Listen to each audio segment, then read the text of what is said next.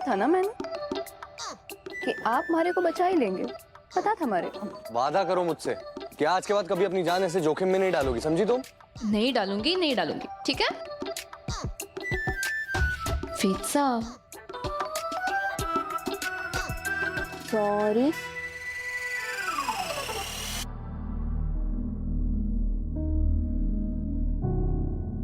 हमारे को बस दादी सा की मदद करनी थी ना। आप तो जानते हैं हमारे को ध्यान में ना आया। वो दादी के लिए मैं भी परेशान हूँ। मैं जानता हूँ सिर्फ एक दिन बचाया हूँ उनकी पोती को ढूंढने के लिए, वरना बहुत बड़ी प्रॉब्लम है। आप चिंता ना कीजिए, हमारे को पक्का विश्वास है कि रामनाथ जी बाबा कोई ना कोई रास्ता जरूर निकालेंगे। सब ठीक हो जाएगा वेद साहब। होपफुली। अब यहीं बैठ के जाओगी या अंदर बैठना पसंद करोगी?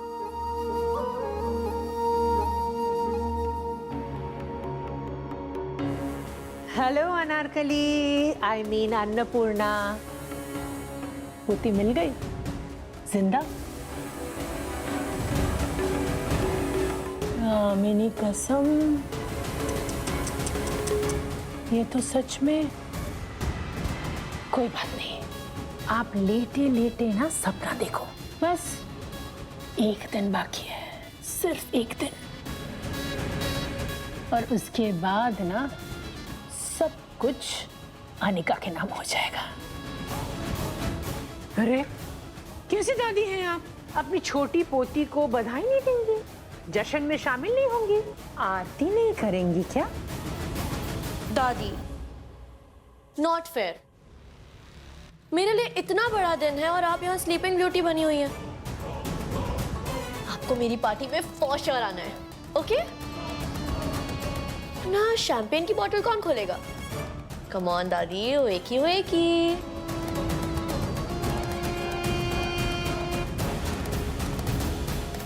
आप नहीं आएंगी? टू बैड, मैं आपका सैड फेस बहुत मिस करूंगी। ओ लिसन, अब से ढंग से रहना मेरे साथ, वरना आपका और दादाजी का ओल्ड एज होम का वन वे टिकट कटवा दूंगी।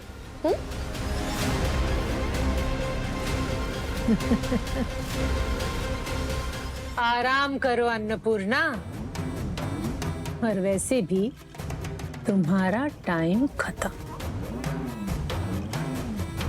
अब बजाज हाउस में मेरा और मेरी अनिका का टाइम शुरू, समझी?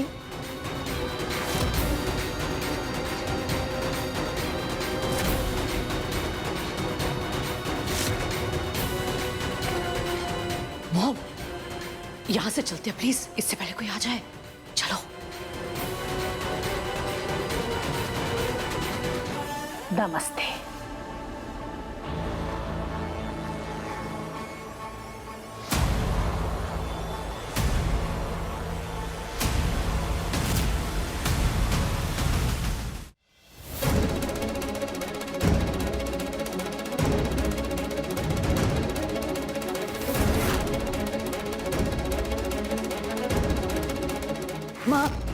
माँ क्या हो रहा है माँ?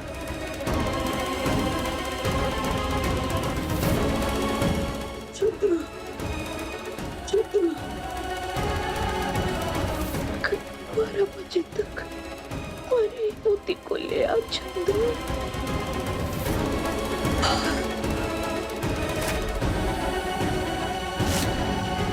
Nurse, doctor!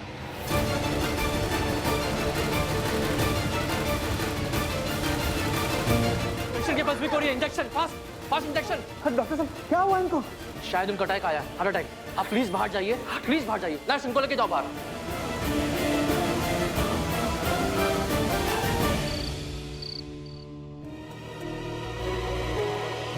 इतनी देर हो गई, ये फुल्ला अभी तक ना आई है। पता नहीं कितना ही खाना ठूस रही होगी कैंटीन में। उसे बिना समय का कोई अंदाजा ना है। अब तो मैं देखती हूँ।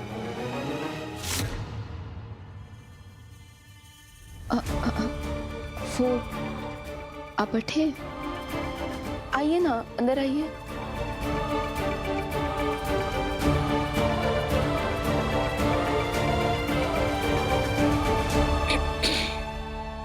जी सुना तुम किसी प्रॉब्लम में थे, वेद तुम्हारी हेल्प करने आया था। चलो अच्छा है, तुम्हें कुछ नहीं हुआ, लेकिन तुम्हारी हेल्प करने के लिए वेद ने एक बहुत इंपॉर्टेंट बिजनेस मीटिंग छोड़ दी। एक दोस्त के लिए इतना कौन करता है? सरू, मुझे बार बार एक ही बात करना पसंद नहीं है और ना ही मेरी आदत है। कहा था तुमसे कि वेद से दोस्ती के आगे सोचना भी मत। तुम वेद की अच्छी दोस्त हो, लेकिन उससे आगे वेद से कोई और रिश्ता जोड़ने की सोचना भी मत। लेकिन मुझे वेद का तुम्हारी लाइफ में इतना इन्वॉल्वमेंट मंजूर नहीं है।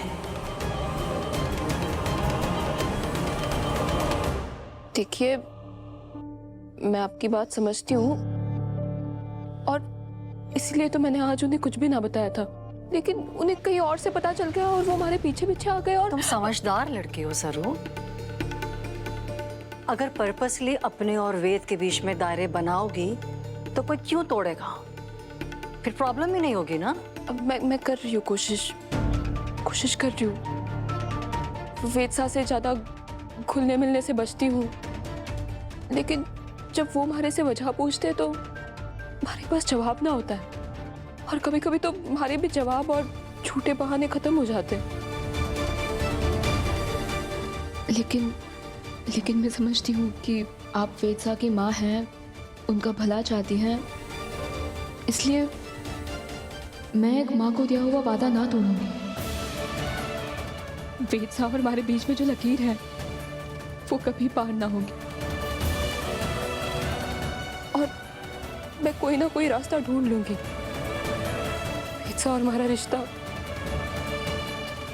दोस्ती से कभी आगे ना बढ़ेगा। सरू को तो समझा दिया, लेकिन वेद का कुछ करना होगा।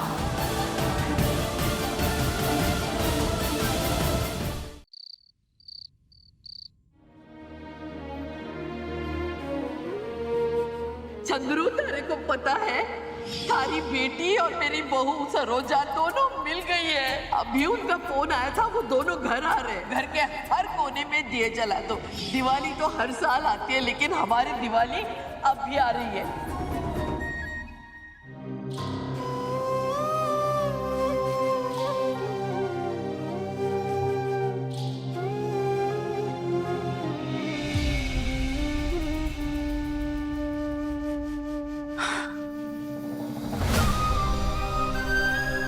आज आपसे बात करने का बहुत मन कर रहा है।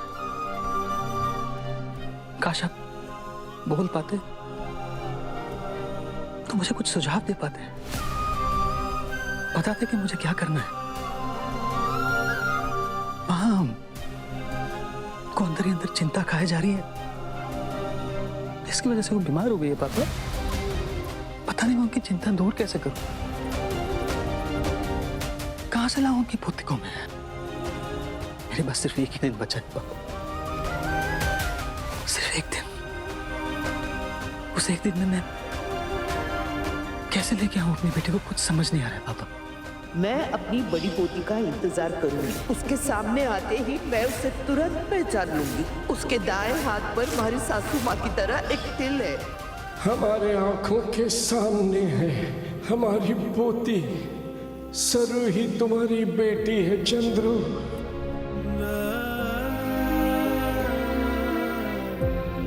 हे भगवान,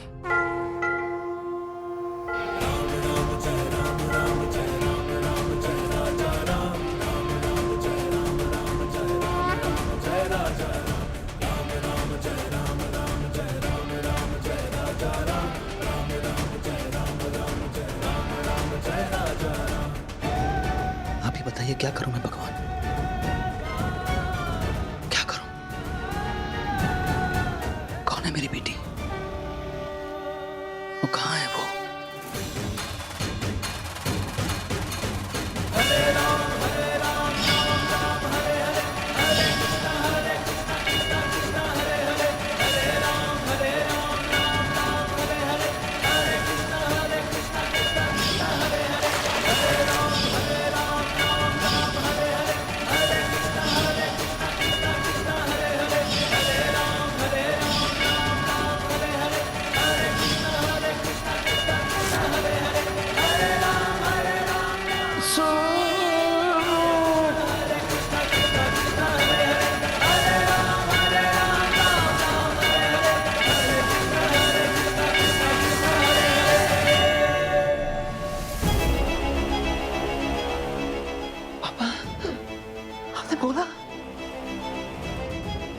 किया आपने?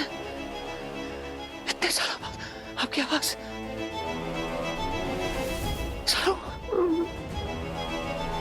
सरू कहा आपने?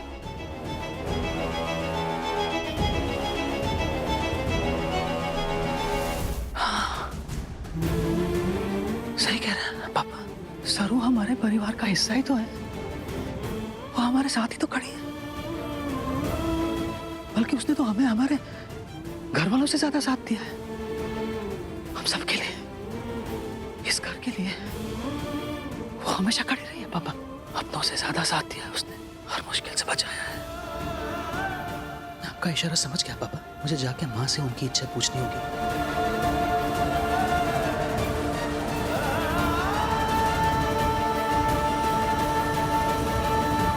माँ, मैंने उन्हें बहुत ढूंढा, लेकिन ना सरोजा मिली ना मेरी बेटी।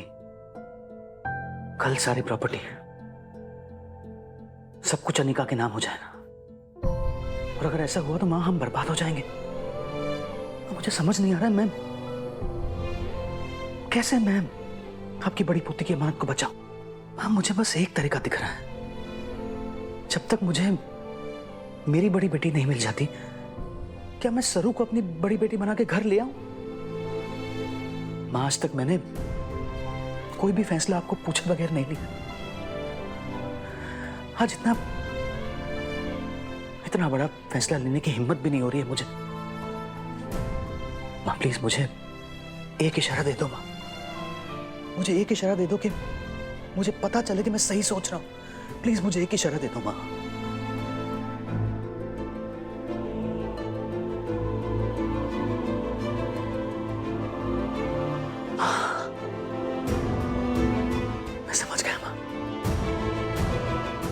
आपका इशारा समझ गया।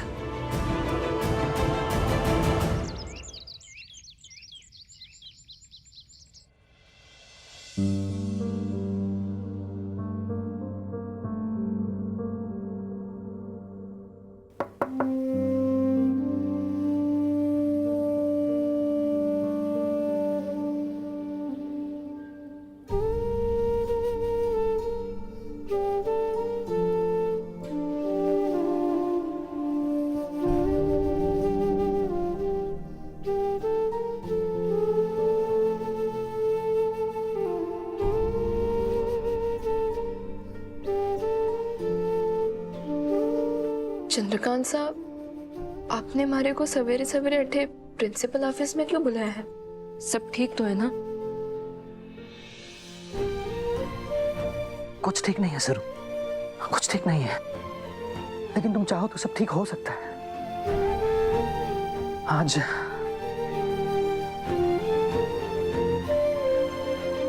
आज मैं तुमसे कुछ मांगने आया हूं।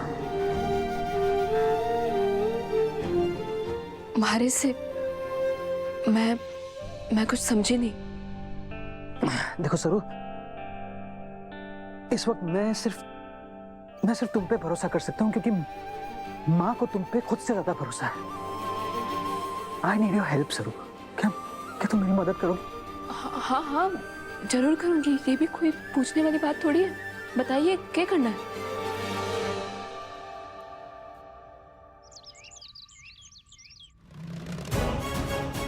आज रात 12 बजे ऑफिशियली बजाज एम्पायर की ओनर / क्वीन बनेगी the boss girl, the one and only Anika Bajaj. 24 घंटे से भी कम टाइम बचा है। अब कहां से आएगी चंद्रकांत की बेटी? तुम्हें मेरे घर आना होगा,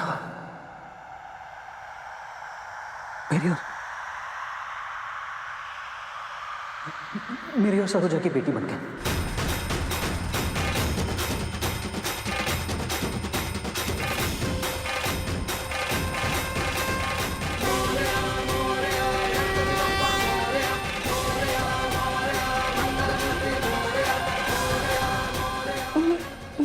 देखो ये सिर्फ मेरी इच्छा नहीं है, माँ और पापा भी यही चाहते हैं। और पता है, कल रात को माँ को ना मैं ये ना कर सकूं। हमारे से ना हो पाएगा चंद्रकांत साहब। अब हमारे से कुछ और मांग लेते, मैं खुशी खुशी कर देती, लेकिन इतना बड़ा झूठ मैं ना बोल सकूं। मैं जब गांव से इस शहर आई थी तब अकेली थी, लेकिन इतने बड़े शहर में आप लोग हमारा परिवार बने। आपके लिए तो मैं कुछ भी कर सकूं, लेकिन किसी और की पहचान लेना, किसी और की जगह लेना, ये पाप हमारे से ना हो पाएगा, हमारे से ना हो पाएगा। हमारी मायरी हमेशा कहती है कि अगर गलत रास्ते पे चला जाए ना तो उसका अंजाम कभी भी सही ना होवे। मैं सरू को नहीं बता सकता कि कल रात माँ को हार्ट अटैक आया, नहीं तो ये अपने आदर्शों के खिलाफ जाके माँ के लिए झूठ बोलने को राजी हो जाएगी। माँ भी नहीं चाहेंगी कि सरू किसी इमोशनल दबाव में आकर ये फैसला ले।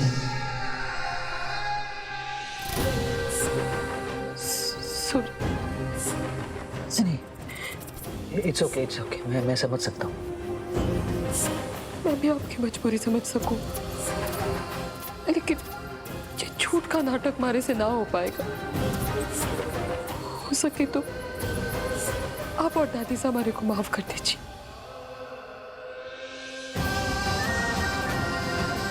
माफ कर दीजिए।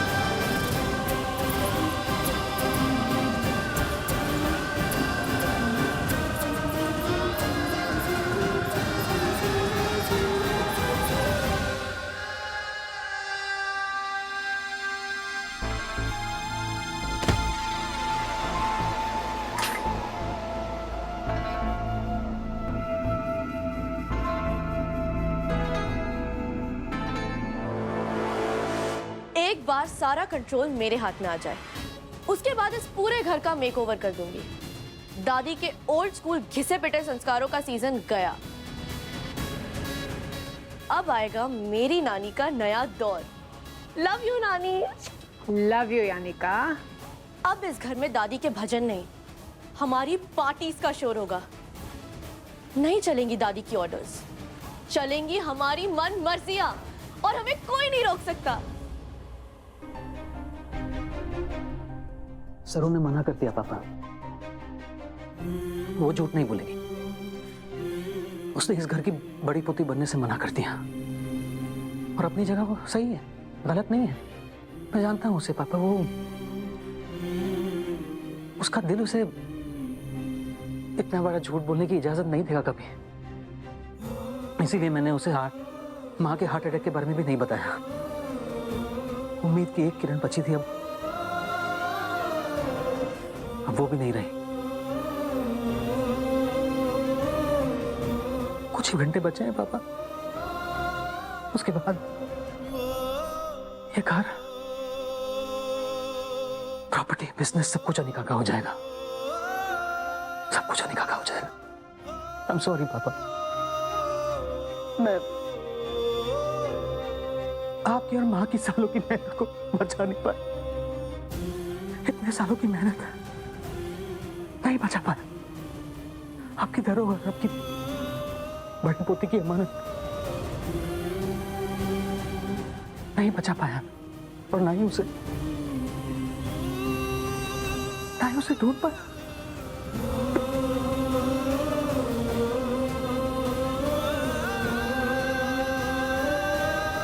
काश मैं सच बता पाता तुझे, सरू ही तेरी बेटी, मेरी बड़ी पोती।